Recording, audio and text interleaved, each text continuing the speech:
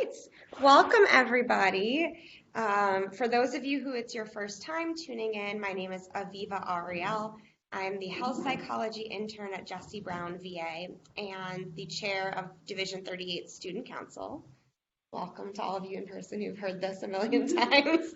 So we've had a number of excellent speakers this year. We have one today and then one next week, and that's it for the 2018 Health Psychology Seminar Series. So for those of you who are online through Blue Jeans, if you will type into the chat box where you're calling in from or where you're tuning in from, your program name or the city and state, just let us know how far and wide we're reaching.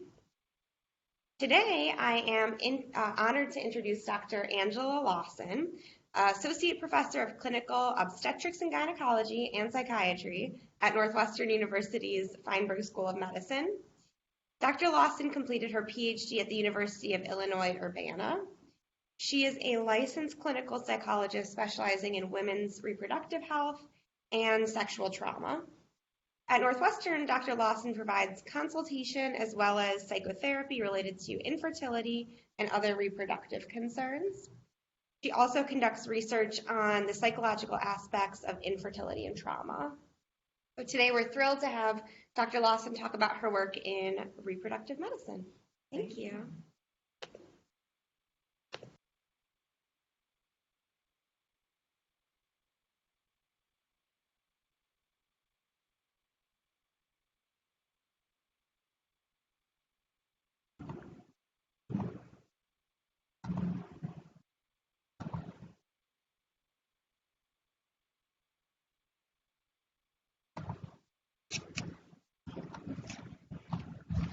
Thank you. Yeah.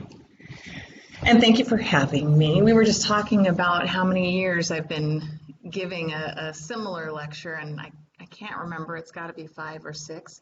I've been here at the hospital since 2008, so that sounds reasonable. But as Aviva mentioned, I am here in the Department of OBGYN primarily. I work in the fertility clinic at Northwestern with 2 other psychologists. We're embedded in the fertility clinic. And so any patient who does any of the more complex types of fertility treatment is actually required to see one of the psychologists before they get started. So that includes IVF, egg freezing, whether it's because the woman has cancer or is just getting older and wants to freeze eggs. Anybody who needs donor gametes, donor sperm, donor eggs, gestational carrier sees us. And then anybody who cries often gets an appointment with us as well. So that's just about everybody in the clinic. But I talk a lot about fertility, and one of the particular topics that I'm passionate about, and we're going to talk a little bit about today, is about the relationship between stress and distress and infertility, whether or not stress or distress causes infertility, or whether or not infertility as a consequence results in psychological distress. So we're going to break the talk apart. It's actually not moving slides, so we're going to do that in just a second. All right. So I'm going to talk a little bit initially about infertility and infertility treatment. But my biggest hope in the presentation today is that you guys walk away with an understanding, at least a surface understanding, because we don't really have time to go into the full research, about whether or not stress causes or is a consequence of infertility, and what we can do about that going forward. So we're going to talk about biological plausibility of stress as a cause of infertility, and we're going to talk about stress as a consequence of infertility, reproductive loss, and so on. So first, I just want to give you a little bit of background. I know that fertility is not everybody's topic, but what we know is that about 12% of U.S. women of reproductive age at any given time are experiencing infertility, as defined as the difficulty conceiving a pregnancy or carrying a pregnancy to term. We know that in the U.S. alone, there's more than 1 million babies that have been born as a result of fertility treatment, and 8 million children worldwide have been born with IVF in particular. And so it's not just infertile couples then that are among these millions of births that are happening. There are a lot of other individuals who seek fertility treatment. One, again, would be our cancer patients, men and women who are going to be exposed to gonadic toxic treatments, chemotherapy in particular, which could result in them being infertile, may come in to freeze sperm or eggs or embryos if they're partnered. And this is largely because, fortunately, cancer treatments have gotten so much better that we're seeing great increases in survival rates. And patients who survive their cancer want to live the same life as anyone else. And one of those pieces of life that's important for a lot of folks is having kids. So we see a lot of cancer patients. We see a lot of men who come in. Just because men aren't partnered doesn't mean that they don't want to have families. Same-sex men, same-sex couples needing to come in and use donor gametes. Our transgender patients who are going to be undergoing surgeries or hormonal treatments that might affect their fertility are also going to be presenting to fertility treatment. And it's kind of a funnel effect when anyone is coming into the clinic to try and get pregnant. The first thing that you typically start with is something called ovulation induction. They give the woman, if there's a female partner, some hormones to make it so that she's definitely ovulating an egg, and then the couple goes home and has timed intercourse if they're heterosexual. Next step, if ovulation induction didn't work, would be artificial insemination, which is IUI, and that's what people often refer to as the turkey baster approach. It's a little fancier than that, but everybody knows what that is when you say it that way. It's where we get the sperm sample, we wash it, which means the sperm is concentrated to get the best of the best sperm, and then a nurse does the insemination with this long, skinny catheter going forward. If artificial insemination doesn't work, and each of these steps we'll typically try 3 to 4 times before moving on to the next step, then we wind up in IVF. IVF is where we surgically, it sounds scary, but it's actually a fairly easy process. The woman is sedated for, take some of the eggs out of the ovaries, take our sperm source, make embryos, and then several days later put an embryo back in. And so all along the way, some people are getting pregnant, only some people are continuing on that path towards IVF. And then for some people, IVF with their own sperm and eggs is not successful, or they don't have both sets of gametes. And so we need donor eggs, donor sperm, or donor embryos. Donor embryos is the least commonly chosen option, and that is in part because among couples, usually one of their gametes will work, either their sperm or their eggs, and so then at least one of the parties can be genetically related. The other reason why donor embryos are used so infrequently is that very few couples donate their excess embryos to another family. It feels odd to them to think about donating, especially knowing that because of 23andMe and Ancestry.com, those kids absolutely will come and find you later in life and say, how come you donated me and not cute little so-and-so that you have running around at home? So donor sperm is the most common, mostly because of single women choosing to use donor sperm and same-sex women, but married, heterosexual, cisgender couples also will use donor sperm on occasion. Donor eggs is the next most commonly chosen option.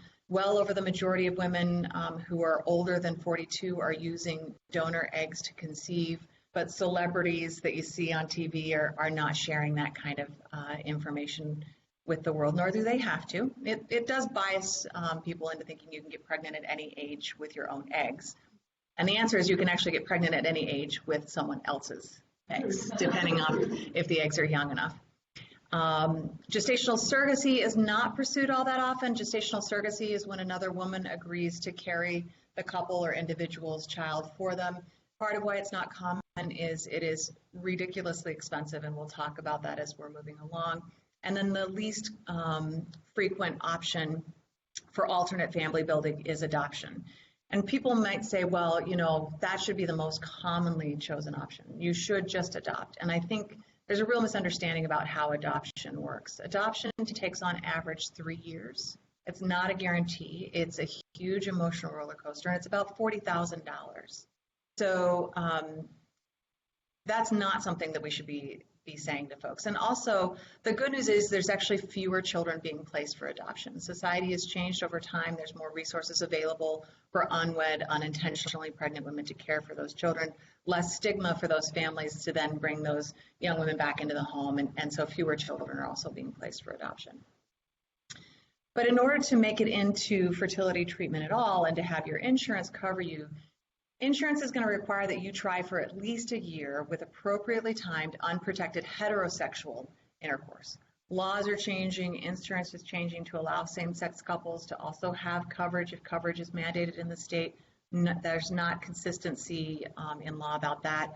Illinois is a mandated fertility state, meaning if you have an Illinois-based insurance company, they're required to provide you for at least some treatment, unless you're working for a religious institution, Loyola, for example, and there's some other ways to get out. So by the time couples get to fertility treatment, they've usually been trying 1+ years. It's not usually 1 year and they're in. We usually see folks that they've been trying for 2 years. And then they're going to be in fertility treatment for at least another 8 months on average, because again, most of the couples are going through that funnel system, and a lot of couples are going to need more than one type of fertility treatment in order to conceive. The median amount of time that couples are in fertility treatment before they conceive is almost a year. So that's 3 years on the low end for a lot of couples that they've been trying every month to conceive. It's obviously upsetting for a lot of couples. So we know that 1 in 8 couples then in the US experiences infertility. And we know it's well proven that infertility and infertility treatment are associated with psychological distress. We also know that this distress begins before they even make it into the fertility clinic. Those 2 years of trying on their own, every month, not getting pregnant or having miscarriages, it's upsetting. You get into fertility treatment, and with every failed fertility treatment cycle, that distress increases. And in the end, it actually can become equivalent to the distress we see among cancer patients. Not only that, but even for the couples who do conceive, that distress can continue throughout the course of a healthy pregnancy and even following the birth of a healthy child. And of course, for those who are unable to conceive, that distress can continue as well. We know that as a result then of the psychological distress, a significant group of women and men actually drop out of fertility treatment before they conceive. Couples who could reasonably have a child drop out because it is so psychologically distressing that they just can't do it anymore. In addition, not only do about 300,000 women drop out of fertility treatment a year, those 300,000 women who could conceive, they drop out before they even get to the treatment that's the most likely to be successful for them. And for our cancer patients, who in all likelihood need those frozen eggs or frozen sperm, they're experiencing such distress that only about 1/3 of them end up participating in fertility preservation treatment, even though they know and we know that they're likely to be infertile down the line. And so the psychological distress and the other stressors vary among these groups, and we'll talk a little bit about that, but it's really difficult to know that such a large number of folks are dropping out before fulfilling their family building dream, simply or not so simply because of psychological distress. But it makes sense why. So we have all been told, and I'll say lied to, throughout our lives that it's easy to get pregnant. My parents told me it was 100%, right? If there's a sperm and an egg, I'm in trouble, and maybe they knew a little something about me in the future, and so they were just trying to scare me. But we're told that it's easy. And in actuality, it's not as easy as we think. Starting at age 20, a 20-year-old woman's perfect chances of getting pregnant through sex each month is only 25%. It explains why not every drunk undergrad is pregnant, but why many of them are, right? But it's a little bit harder than what we think. But what we're told is that it's easy. Everybody shares the easy stories. And then when it's not easy for us, we're told that it's our fault because it's supposed to be easy. And so we grow up hearing that, learning that, and so then when anyone struggles to conceive, guess what? They start blaming themselves. And that blame then results in individuals trying to do everything they can to be perfect, to take control of everything that they can so that they can conceive. They change their diets, they start acupuncture, they do all these different things because it's supposed to be easy and I'm just doing something wrong, so I'll fix this and then it'll be easy for me again. And that doesn't work. And the anxiety that they're experiencing continues to increase, and they continue to feel like that now they failed themselves, they failed their partners, maybe their bodies have failed them, they failed their communities. It results in feelings of grief that they're never going to be able to be a parent, which goes right back to self-blame, and it continues along that path. So many people have hypothesized then over the years that this anxiety that women, and largely it's women that are blamed because we blame everything on women, that it's this stress that women are experiencing that's making it so they're not getting pregnant. If we could just fix the stress, then they'll conceive. So we're actually going to talk a little bit about women and men because sperm matters, in the mix, and we're going to talk a little bit about what we know briefly about the research on stress and infertility. So from a biological plausibility standpoint, yes, it is biologically plausible that stress could interfere with someone's ability to conceive or carry a pregnancy. And that biological plausibility comes from the hypothesized sort of balance between the fight or flight symptom system and the feed and breathe, parasympathetic and sympathetic, right? And a lot of people previously thought that, when one system is active, the other is inhibited. But the body is always in homeostasis, and we actually know that. We know that never at any time are both systems completely shut down. They both work, right? And so it actually, from a biological plausibility standpoint, can't be true. If we think about all the women living in third world, famine-ravaged, war-torn countries, afraid for their lives every day, if stress affected our ability to get pregnant, we would be dead, right? None of us would be sitting in this room. But that's the argument that's been made. Let's just blame stress because we don't know what else it is and see if we can fix this stress relationship. We don't really have time to go into the research. I give a whole lecture on stress, and I've debated it at the national level and just slaughtered people. It makes me really proud. But what we know from the research is unless someone develops functional hypothalamic amenorrhea, meaning you lose your period, your menstrual cycle, because you are so stressed, there's absolutely no direct biologic relationship between stress and infertility or stress and certainly, if you are so stressed you're not having sex, you're not going to get pregnant, but that's not a direct biologic link, right?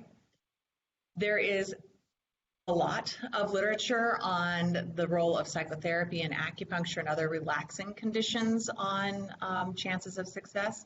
And for example, there are 15 randomized control trials about acupuncture, all confirming that acupuncture does not change pregnancy outcomes. With psychotherapy, there are currently 42, I lecture on this a lot, 42 randomized control trials. There was a Cochrane review on 39 of the trials in 2016 that showed that every one of those 39 trials were so poorly conducted that the results were unreliable. So there is no data that supports that psychotherapy, unfortunately, or acupuncture is going to get someone pregnant. And the thing that I tell patients is that if those things got you pregnant, you're in a fertility clinic. Our statistics are publicly available.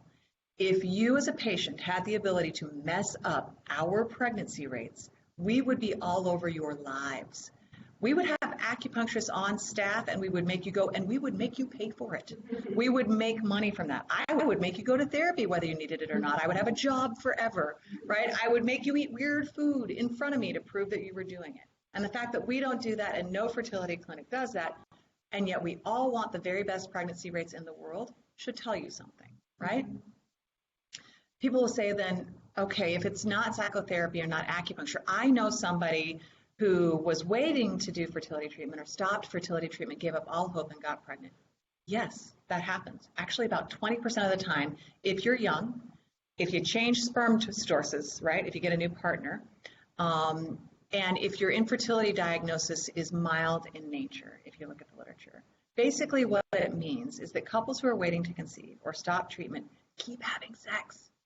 And a number of them who keep having sex are going to get lucky in more ways than one, right? And so some of them are going to conceive, but the majority of them are actually not going to conceive because those are their normal chances. People will then say, well, what about all the literature on people who are depressed or anxious, or what about all these stress hormones and chances of success? It's all crap too, right?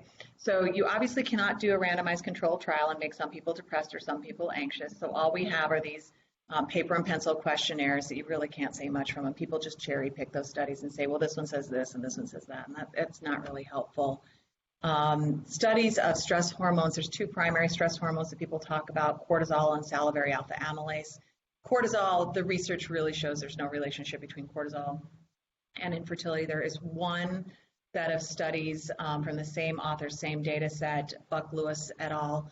First study was published in 2014 that shows that increases in salivary alpha amylase result in a slight delay in time to pregnancy. But actually, if you look at that study, the purpose of the study was to intentionally collect a group of participants with exposure to organic chloride toxins, because they believe toxins caused infertility. So they didn't control for toxins in the first study, nor did they actually conduct a very rigorous study, which is probably why increases in stress hormones were not related at all to the measures of psychological distress. And then in 2016, they published the big paper from the study showing that, exposure to toxins caused infertility, but of course they didn't control for salivary alpha amylase in that one. Anyway, that study is a mess, but basically there is no research on stress hormones, depression and anxiety, acupuncture, special foods or diets, or any of that shows any of that increases your chances of conceiving or carrying a pregnancy to term.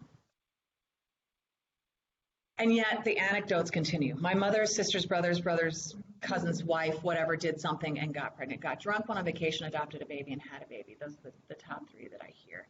People keep talking about it, even though we know this research. We know that there's no increase in pregnancy after adoption. Again, those couples are still having sex. The answer is, the reason why anyone gets pregnant after doing those things is they weren't sterile in the first place. They didn't have a 0% chance. Some people are going to go on to conceive. But for me, the more interesting question is, why aren't we talking about all the women who do these things and don't get pregnant? Because those stories are out there too. We don't share them. There's got to be a reason why. And I think it's because as scientists, as healthcare workers, and as people, we want answers. And we want those answers because we want to prevent ourselves and the people we love from being hurt. But just because we want answers doesn't mean that the answer is stress. Unexplained infertility simply means we don't have a diagnosis. It doesn't mean that it's stress that's causing it. Everything used to be unexplained infertility, and then science and medicine advanced, right? So unexplained infertility is really just undiagnosed. We will have more answers in the future for some of this, and it's probably going to be treatable with a pill, and everybody who did IVF is going to be pissed off. But unexplained infertility does not mean that stress or distress is the cause of why they're struggling to conceive. But I think there's actually a bigger answer than that. I think that the reason why we talk about fertility and stress in the way that we do is that we want to believe what our parents told us. We want to believe that it's easy to get pregnant. We want to believe that we have absolute control over our fertility. Because if those aren't true, then that means that fertility is unfair. And it means that really good people who'd be really awesome parents are going to struggle. And that there's plenty of people in the world who should never have children who can blink their eyes and have as many kids as they want. And we don't want that to be true, so we kick ourselves and everyone else down and say that it's our fault because we're stressed or ate the wrong thing or didn't. We know what the research says about stress and fertility. And as academics, we can all sit around the room and we can all say, yes, I know, and it's preaching to the choir. But what do our patients believe? Do they believe the facts, or do they believe the old wives' tales? It's probably not surprising, but they believe the old wives' tales. With regard to miscarriage in particular, there are a couple of studies that assess groups of men and women who are college educated, who you'd hope had gotten some good education about how fertility works, and yet the majority of patients, every single time you look at these studies, believe that stress can cause you problems in getting pregnant or can cause you to have a miscarriage. And because stress is so upsetting, a quarter of women in the Schaefer study believe that you should avoid upsetting things, including funerals. Many women believe that exercising can cause a miscarriage, which it can't. And most people feel like they or someone else have done something wrong. In this study, 10% say it's because the mother did something wrong, but there's other studies where I think the women are being a little more honest, and they believe that it's a significant probability that the woman did something wrong. And what we know is that women who are less educated and from minority patient populations tend to blame themselves more. This study, another well-educated sample, almost 90% had at least some college, believed that miscarriage was as low as 5%. 1 in 4 pregnancies ends in miscarriage. 1 in 4. And we are not doing a good job of educating about the causes and consequences of infertility, such that in the same study where only 5% women and men believe 5% of miscarriage, or 5% of pregnancies end in miscarriage, although 95% of them agreed that genetic anomalies can cause miscarriages, which by the way is the number one reason, like the majority of time it's a chromosomal anomaly, 76% believed it was a stressful event. 74% long-standing stress, lifting heavy objects, past STDs, past abortions, having an intrauterine device, not wanting the pregnancy. If that caused a miscarriage, then for women who don't want to be pregnant, they could just, I don't know, upset themselves, and we could use that as a means of birth control. I don't know. Jealousy, premarital sex, punishment from God, intercourse during pregnancy. There's a whole host of myths that women and men believe can cause miscarriages. We know from this study that, again, almost 50% blamed themselves in some way for the miscarriage, and 41% thought that they had done at least something wrong. But there's a feeling of aloneness that comes with miscarriage. We don't talk about miscarriage in the way that we talk about other losses. And regardless of one's political beliefs about when life begins, a woman and a man who have attached to a pregnancy, when that pregnancy ends, it is a death. There was a funeral, it happened in their minds, and no one else came, but it was a death nonetheless.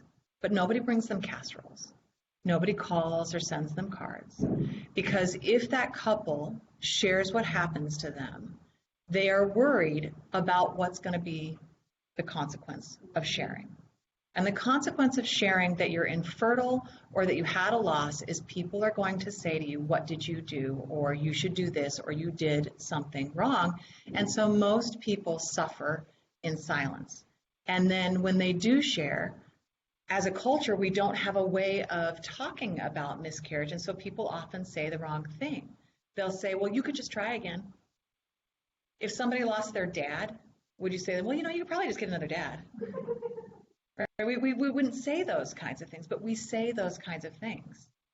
And we say these things because, again, I think we want to believe that we have control. Because if it's your fault, you were so stressed you caused yourself to have a miscarriage, I'm going to make sure I'm not stressed and I'm not going to have a miscarriage. Again, it goes down to all of us wanting to believe we have greater control over our fertility than we actually do.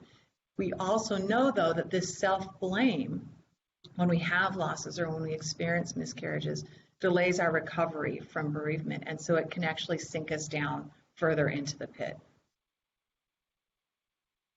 So just in summary, even though we weren't really able to go in depth into the literature, we know that stress is hypothesized to play a role in infertility and miscarriage, and that the primary hypothesis is based on the rise in stress hormones and thus an inflammatory response and changes in gonadotropin release. But we know that we've got a great deal of research that shows that stress does not cause infertility or loss. So what we can take away then from this literature are a couple of things. Since we don't know what to say to people, we need to start learning. And one of the biggest things that we should learn is to never say to anyone who is struggling to conceive, you should just relax. That is not going to go over well, and it is likely to be met with a negative reaction. But what we can say to patients is that even miserable men and women can have babies, right? We also know that what we can say is that feeling stressed or upset doesn't feel good, so let's see if there's something that we can do about it. But never, never, never blame someone for their loss or for their difficulty conceiving. So now that we know that stress does not cause infertility and loss, let's talk about what we know about stress and distress as a consequence of it. There are a lot of different areas in which fertility treatment can be upsetting. One of the first ones, even living in a fertility mandated state, is the cost of fertility treatment. If you do not have fertility treatment coverage and you're having to pay out of pocket for IVF, a single cycle of IVF is going to run you about 15 grand on average. And a lot of people don't have that. You see a lot of GoFundMe accounts being raised. We're going to talk a little bit about gestational surrogacy costs, but I mentioned that a little bit earlier. It's about $150,000 to $200,000. So there is differing costs associated with different types of fertility treatment. And of course, for our cancer patients or our transgender patients who are already going to have big bills already, then us adding a bill on top is going to be pretty tough. At Northwestern, we actually have lowered the pricing for fertility preservation for medical reasons so that hopefully anyone who needs treatment can afford to do it. And we work with different groups to try and get meds provided for free and so on. A lot of folks are also going to have religious and ethical concerns that can be upsetting. When do they believe life begins? And so is it okay for us to even make embryos if we freeze them? Are we freezing little human beings?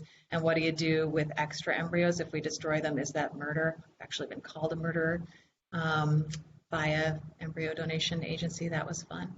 A lot of folks have concerns about genetic testing of embryos, particularly with regard to embryos that have chromosomal abnormalities or other gene related concerns that could result in the birth of a child. For example, what if we have embryos that test positive for the BRCA gene? Do we go ahead and transfer those? Or if somebody has Huntington's, knowing there's a 50-50 chance of heritability, do we transfer those?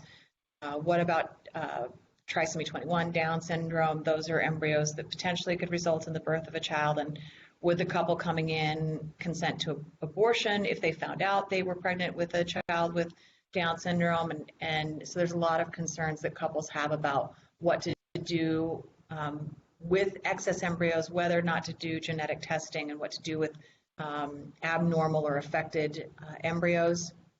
Also, we find out the sex of an embryo.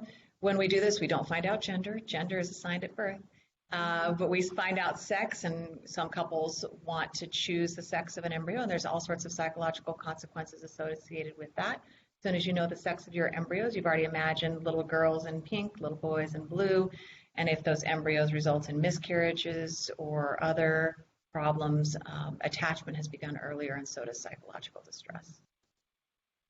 I just saw a case last week, another case I should say, for posthumous reproduction, which is when one of the parties dies, but we have sperm or eggs or embryos frozen. The surviving partner comes into the fertility clinic to use the remaining gametes to conceive after their partner's death. There are a lot of concerns ethically with that, and really thinking about rights of adults versus rights of children moving forward. And then there is a lot of stress associated with the need to use a third party, donor sperm, donor egg, gestational carrier. You don't know much about them unless they're a friend or a family member. There's a lot of anxiety that goes into that. But there's a lot of concern about, how do I talk to kids about how they were conceived? There's no more lying.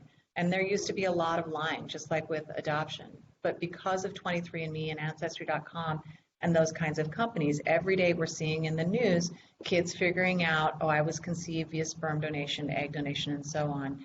And it is in the best interest of kids, and it always has been, to talk to them about how they're conceived. But parents worry that those kids are maybe then not going to see them as their parents and so on. So there's a lot that goes into that. It certainly adds to the costs. We have age limits in fertility treatment in the U.S. at least, that once you're beyond a certain age, we're not going to be able to provide fertility treatment going forward.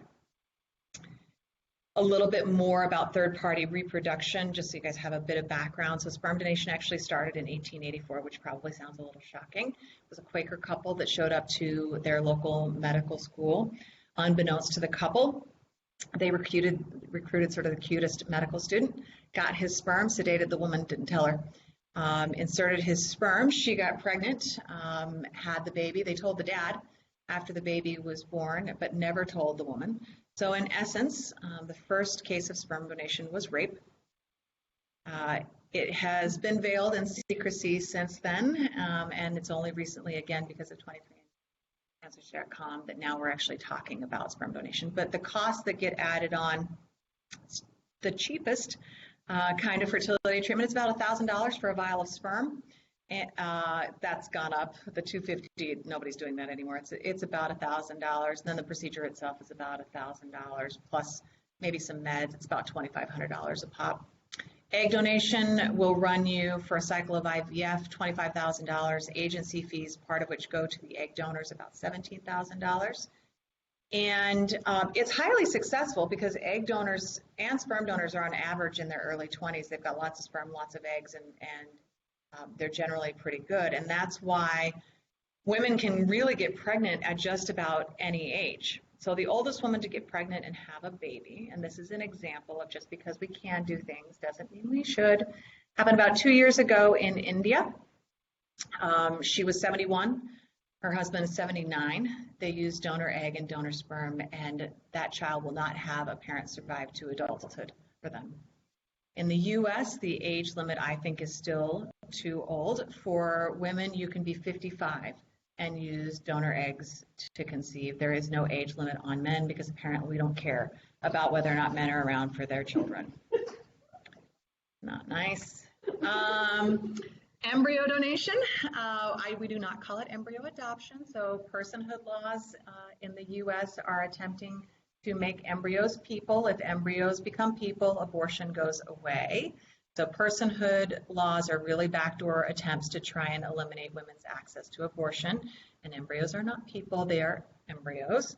So the first birth from embryo donation also in 84. So lots of stuff happened in the 80s. 85 was the first gestational carrier arrangement, which is super cool. I don't know if any of you guys saw it last week. I interviewed Margaret Atwood here on campus and talked about whether or not she was aware of the first gestational surrogacy arrangement happening, because it happened around the time that she was publishing her book. But egg donation or embryo donation is not cheap either. You'd think it would be cheaper because the gametes already exist, but it's pretty expensive. So in addition to very few couples donating their embryos, they're obviously going to use their best embryos first, so there's not going to be the greatest quality of embryos left. So these couples are paying about $10,000 for an embryo transfer, agency fees of $2,500 to $10,000, and a home study. It is treated like adoption, even though it's not adoption, of $1,000 to $2,000 for really not great chances of success. So a lot of the couples who pursue embryo donation are couples who do have religious concerns about excess embryos sitting in tanks somewhere. Gestational surrogacy is the least frequently chosen of fertility treatments just because of the expense. If you know someone who's willing to do it for love and hugs, it's probably only going to cost you about $50,000. But oftentimes folks need someone through an agency, and that's going to run you $150,000, $200,000. Gestational carrier gets about $50,000. The catastrophic insurance policy you're going to have to purchase is about $50,000. The agency gets about $25,000. The cycle of IVF is about $25,000, and so on, and it adds up. So not many folks are able to do it. For those folks who are able to do fertility treatment, it is not free and clear of psychological distress. So you get through all the anxiety and the costs and everything, you say, okay, we're going to do this. And then you're confronted with the reality of the medical aspects of fertility treatment. Everybody jokes about it, but it is true. There are side effects associated with all the different kinds of hormones. The very worst one is Clomid. Clomid makes women feel like they're going through menopause. We do put men on Clomid, and it causes the same side effects, and no one tells the men. So the men are hot and angry and emotional and have no idea why. The medications in IVF actually have fewer side effects than Clomid, which everybody is shocked by, but the worst case scenario typically with the IVF meds are whatever the woman's PMS already are for a couple of days before we take the eggs out. We get, though, lots and lots of folks who have needle phobias or at least strong needle anxiety, so we do a lot of needle anxiety treatment. There are a lot of vaginal exams. Think about women who've been sexually assaulted. Think about our transgender men who are going to need to have vaginal exams. And certainly we see a lot of folks who are concerned about sedation. Even though it's only partial sedation, you're not intubated, that makes a lot of people nervous as well. There are a lot of other stressors that occur along the way. We see a lot, unfortunately, of marital discord. Most couples at the end of fertility treatment report a stronger relationship because at some point you got to get on the same page and work as a team. But there's a lot of marital discord, particularly early in fertility treatment, and particularly when couples are still trying to have sex to get pregnant, because they forget about recreational sex and are only engaged in procreational sex. Recreational sex is really important. And when it's only procreational, sex loses its fun, it becomes a job, everybody gets mad. For men who experience any kind of sexual dysfunction, because for men, they have to have a physiological reaction, right? Women do not. A lot of pressure on men. That pressure gets to you, you struggle performance-wise one time, and is your partner going to be ticked off at you the next time? You're going to be worried about it. And then it can lead to more sexual dysfunction. When one partner has sexual dysfunction, you're likely to see sexual dysfunction occurring in the other partner. It can spill over into work. And again, if you have miscarriages or failed cycles, that can be upsetting. And because of all of this, what we can see is that as many as 50% of women primarily wind up with diagnosable depression. It's about 20% of men.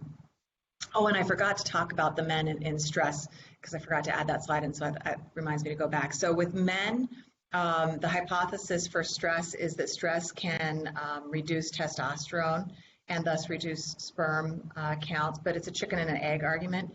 So being stressed or being distressed can cause that to occur, so we don't actually know which of the two, but it's, again, likely that stress is not causing infertility for men either. That just prompted me. And then again, 50% plus women primarily experiencing diagnosable anxiety going through fertility treatment. 15% is the male side of things. I think that's an underreport. I think men are actually just not talking about it, because men in fertility treatment see themselves as the sturdy oak, and they're going to make sure their partners don't ever get upset. But given that they don't have control, they end up feeling a little helpless, and I do see a lot of men presenting by themselves for treatment going forward. For these couples who've been in this path, who've engaged in fertility treatment, one of the biggest stressors is reproductive loss. You get so excited that you're finally pregnant after years of trying, and then it's a sucker punch when it gets ripped out from underneath you. And that grief is hard, not only for cisgender heterosexual couples, but even more so for our couples whose relationships are not recognized. Their children are likely to not be recognized by their families, by their communities. For our LGBTQ families, it's called double disenfranchisement when they're not supported in their losses. And this can be not only from family and friends, but even from physicians and healthcare teams. Think about if somebody said to an LGBTQ couple who were using donor gametes, you can just try again. They can't just try again. They have to come back into the fertility clinic, spend thousands of dollars, and so on. For our cancer patients, they have some fairly unique worries. They're worried about dying. They're worrying about losing their hair, losing their breasts, losing their testicles. They're worrying about whether or not they're genetic carriers for a disease, and would they be passing that on to a child? Am I going to get sick again in the future? How do I ever have sex again? Will anybody ever love me because I've had cancer? In the midst of worrying about whether or not they're going to live or die, they have to make a decision about delaying their fertility or their cancer treatment to freeze eggs or sperm. To freeze sperm is pretty fast. To freeze eggs, fast-ish. It only takes us about 2 weeks to put a cancer patient through this. But even a 2-week delay, even a 1-week delay, when you know you have cancer inside of you, is really hard. And you've got to make the decision about whether or not you're going to delay treatment within a couple of days. And that's just really intense. For single women, they may think about, well, do I need to use donor sperm to make embryos, because the embryos are going to give me a slightly higher chance of getting pregnant in the future. But if I put sperm with all my eggs, then in the future I find a partner, there's no eggs for them. You know, are they going to want to use these eggs? So is it even worth it? Or women who do have a partner and they use their partner's or husband's sperm, and then what if they get divorced? In almost all cases, the husbands win, and rightly so. We should not make somebody a parent against their will, and those embryos are destroyed. And so typically what we do when we talk to couples, married or otherwise, is we talk to them about splitting eggs and embryos. Please don't fertilize all of your eggs with his sperm. We know you guys love each other, and we're going to hope that you love each other forever and ever, but we don't know what the future holds. And if you love each other forever and ever, you come back and you can use these eggs too. But in case something happens, we have them. I always turn to the man and I say, if the tables were turned and it was your fertility on the line, what would you want? And sitting here today, loving each other as much as you do and wanting the best for each other, what would you want for each other in the future? And 100% of the time they say, let's split. We'll do eggs and embryos, or just freeze all eggs, and they get it. But it is our cancer patients primarily who are dying. And I also then have to talk to our patients, whether single or partnered, about the possibility of their death and what they would want to do with their remaining eggs or sperm or embryos Should they die? Do they want somebody to be able to use them to conceive? Do they want them destroyed? What do they want? Even if a patient wants them destroyed, family members who lose someone they love often sue, not us, but often sue to get access to those sperm and eggs. It's their last connection to the deceased. They feel like it's going to fill a void, which that void can never be filled. And think about the pressure that might be put on a child, then somehow be like that deceased parent. A lot of psychological and ethical issues with posthumous reproduction, but it's one of the tough conversations we have to have. And then, of course, they're worried about their future fertility. Chemotherapy does increase your risk of menopause, and for men, sterility, and the potential need for not only donor gametes, but a gestational carrier going forward. For our single women, lots of women coming in to freeze their eggs. It is all out of pocket. It's never paid for. Every one of these women wants to have a partner and doesn't have one, and almost 100% cry as soon as they sit down in the room about this isn't where they thought they were going to be. Then we have to talk about chance of success with frozen eggs, which is not good. I think people think it's an insurance policy. It absolutely is not. For even the youngest women who come in to freeze their eggs, if you want just one baby, you need to save between 20 to 30 eggs. Most women in an individual cycle of egg freezing will make 10. So that's talking about doing multiple back-to-back cycles of egg freezing at about 10 to 15 grand a pop. And most women can't do that. And most women who come in to freeze their eggs are on average 38. For a 38-year-old, she's going to need closer to 30 to 40 eggs to have the chance of having one child going forward. So that's kind of upsetting to talk to women about. This isn't the guarantee that you thought it was. It's an option and it's all we have. And it's not bad. It does give you an option, but it's certainly not an insurance policy. And then there's a lot of decisions, again, for single women. Well, if it's not that successful, should I just try and get pregnant now and use donor sperm?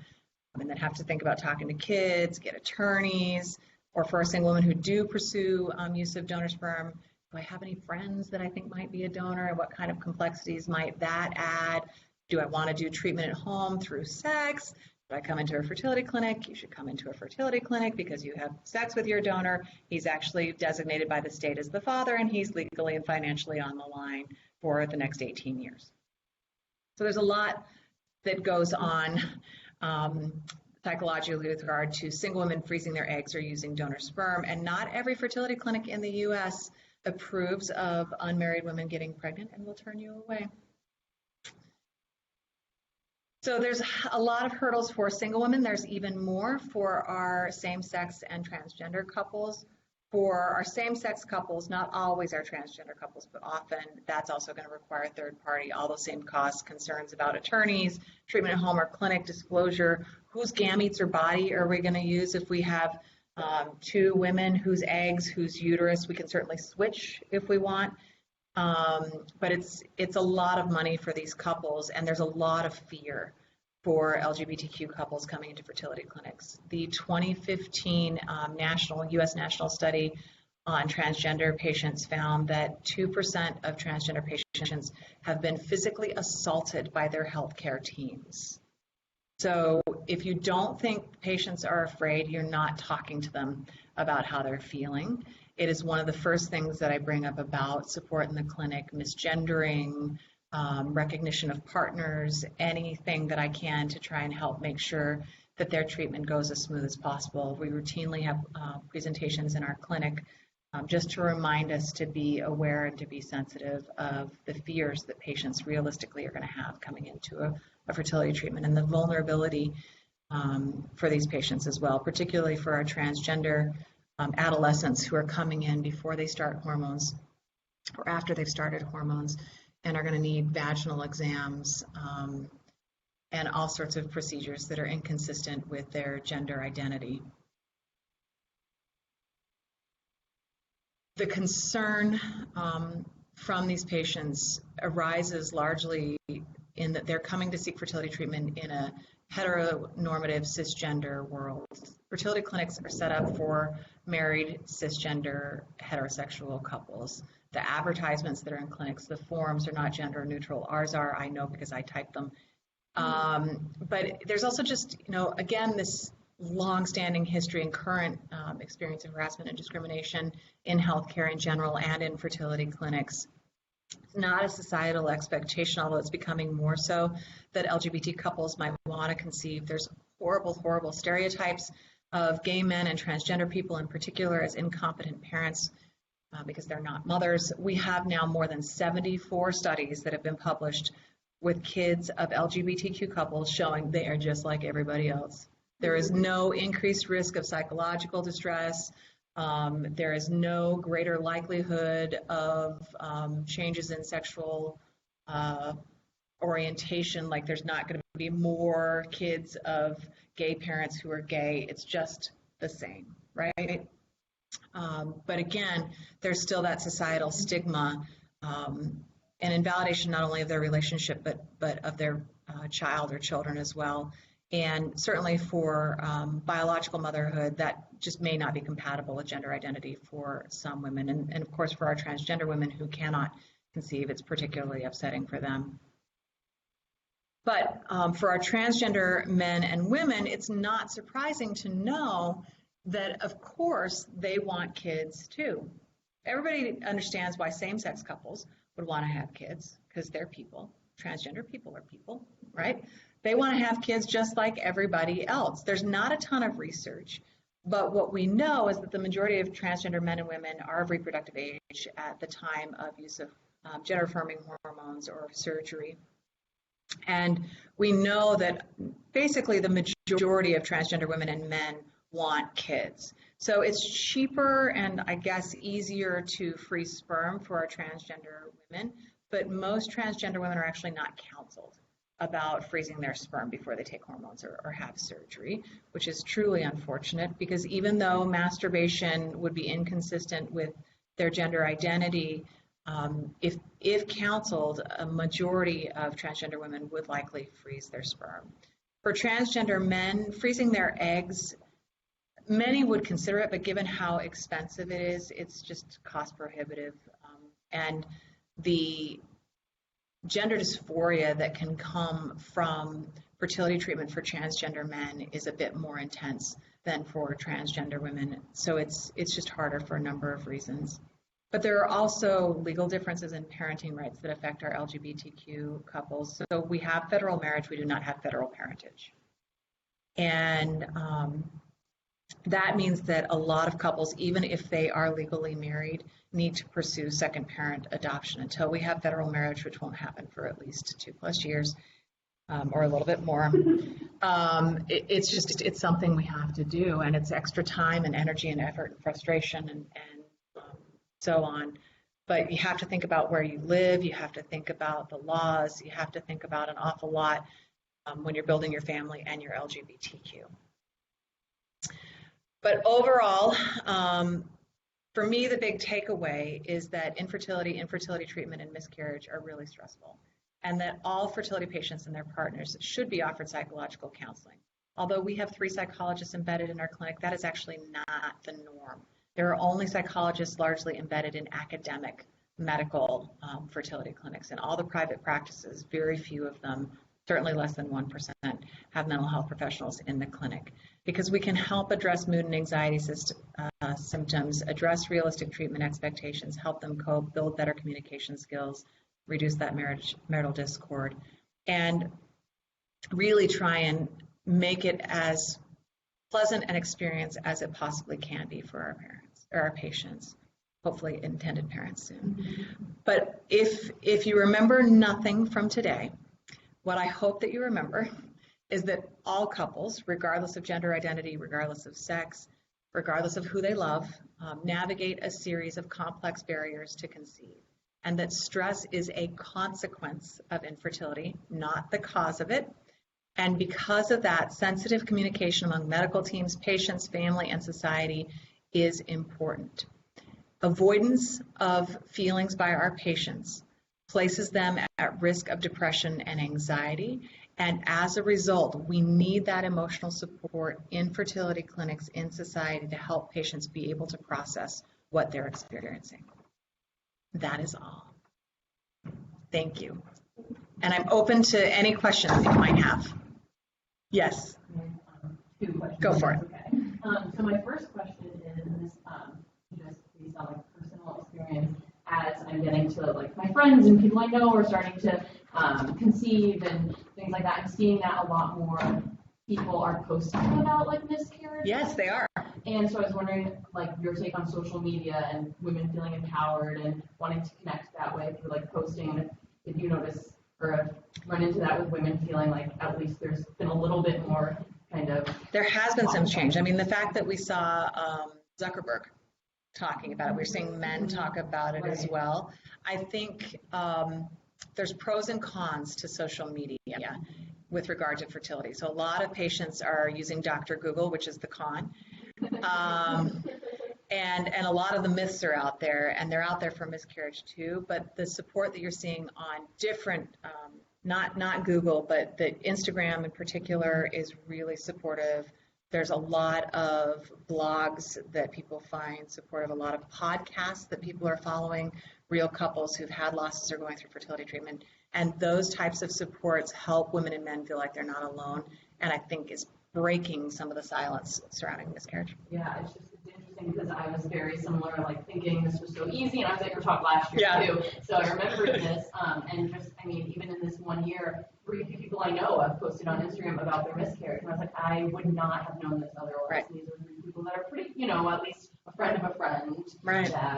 So I just thought that was really interesting. Yeah. That in this 1 year now I've had your last talk. And then my second question is about, I don't know if you see this as much, or this is like the area that you work in, but younger women who are wanting to get like their tubes tied because they know early on they don't want to have kids. Yeah.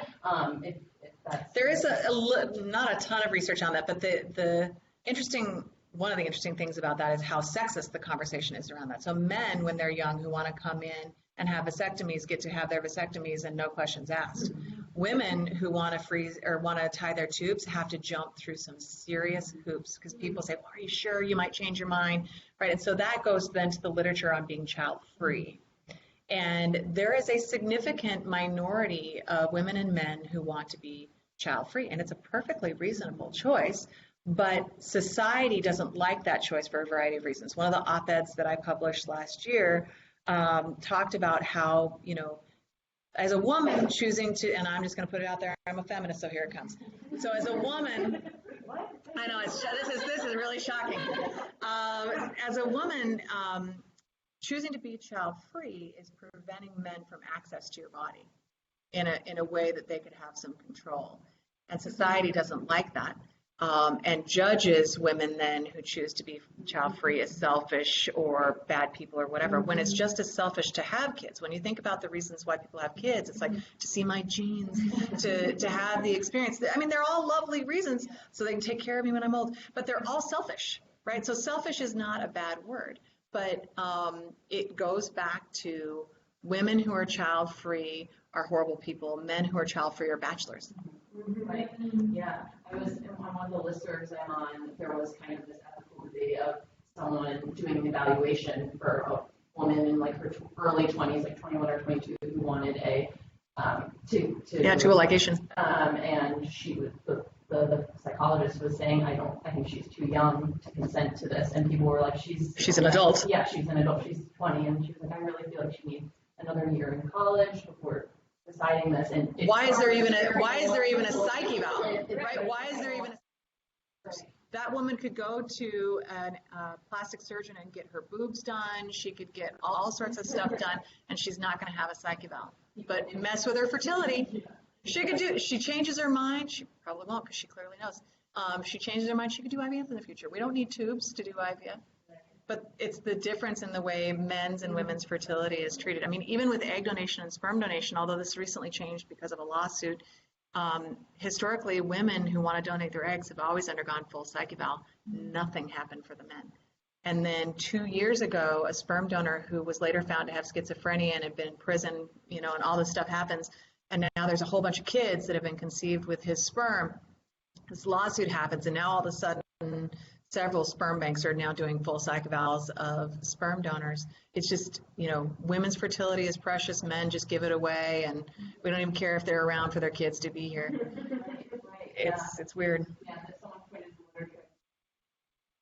14 or 15 are able to understand abortion and the lasting impacts of that. So why should We're not Why idiots. they have a lot of Yeah, money.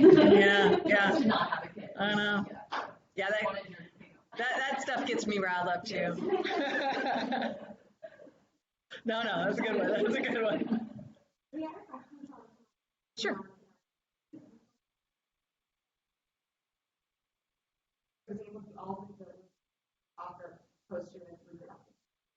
No, there are no legal requirements. You can do what you want to do and not do what you want to do, but as in all areas of medicine, if you're not going to provide that service, you do need to provide them with a referral to another clinic.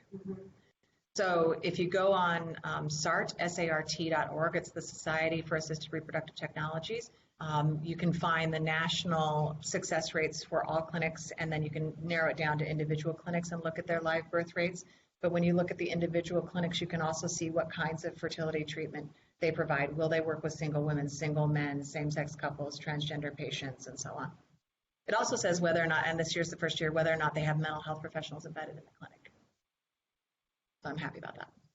So some clinics can decide that they're not going to offer services to transgender couples. Or single women, or whomever they want. As long as they make a referral. Mm-hmm. That's fine. Mm-hmm. They could do it for any reason that's not protected by class, and so being your marital status isn't protected.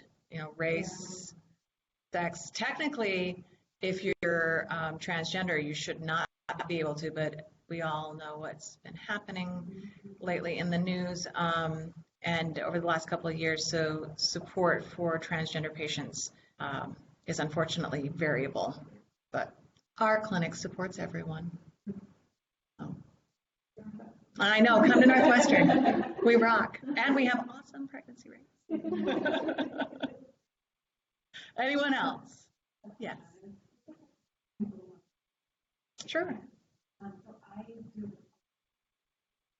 Yes. And I'm moving more. And so I'm reading a lot of studies recently. Yeah, preterm birth rate, miscarriage, and all that. But a lot of it's correlational, right? We're not going to do RCTs, right? PTSD, and pregnancy. And so I'm wondering what you might think would be kind of that link between PTSD and, let's say, miscarriage, for example. So one of the links is that when you are depressed or anxious, you engage in behaviors that may not be the best for you. Whether you're smoking or drinking or eating to excess or eating too little, or a variety of activities that can affect our physical well-being as well because we're psychologically distressed. But the hypothesis that having PTSD or anxiety causes this suppressant reaction in the uterus and thus leads to rises in natural T cells, it is not supported in the literature. I mean, you can look at some of the studies following, there's a couple. One is from following 9/11, one following the Red River Valley flood, and have you seen those? Yeah, so there's a couple of studies, and if you look at the studies, most of them actually don't find a relationship between traumatic events and miscarriage, and the ones that do, so for example, the Red River Valley flood, they didn't actually look at only the people who were affected by the Red River Valley flood. They looked at everybody in like this wide, 20-mile swath. And so if somebody could conduct, it doesn't have to be an RCT, that'd be inappropriate, but if somebody could at least conduct a rigorous correlational study, those are the studies that you typically see are the best that we've got to show that there does not appear to be a relationship between the two. It's not good to have PTSD at all. To have PTSD and to be pregnant, you're probably, if you're not treated, going to engage, though, in some behaviors that do have the ability to affect the long-term outcomes of a pregnancy. So, Well, thank you so much, Dr. Lawson. anytime. I always like coming and talking to you guys. Thank you. You're welcome.